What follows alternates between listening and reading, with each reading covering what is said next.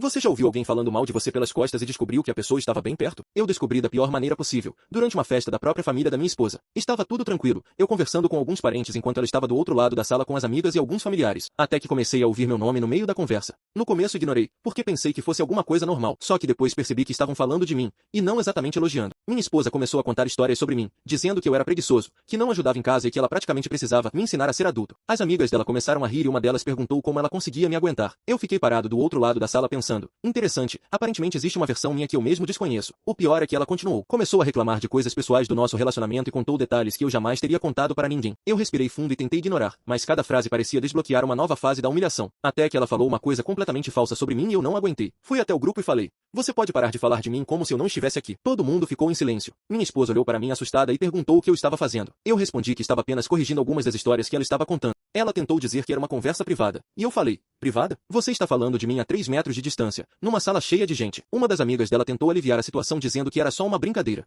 Eu respondi, então vamos brincar de contar a verdade também. O silêncio ficou tão grande que dava para ouvir o barulho dos talheres na cozinha. Minha esposa ficou furiosa e disse que eu não tinha o direito de mandar ela calar a boca. Eu reconheci que a forma como falei foi agressiva e pedi desculpas por isso, mas também deixei claro que ela poderia conversar comigo diretamente em vez de me transformar no personagem principal de uma roda de fofoca. No caminho para casa, discutimos bastante. Ela admitiu que estava chateada comigo por algumas coisas e que usou a conversa com as amigas para desabafar, mas reconheceu que passou dos limites ao expor assuntos pessoais e inventar algumas coisas. No fim, percebemos que o problema não era apenas a frase cala a boca. O problema era que nosso relacionamento tinha chegado ao ponto em que um dos dois preferia reclamar para todo mundo menos para a própria pessoa envolvida. Hoje, quando lembro daquela festa, ainda penso que poderia ter escolhido palavras melhores, mas também aprendi uma coisa, se você quer reclamar de alguém, pelo menos confira se a pessoa não está atrás de você segurando um prato de comida e ouvindo tudo.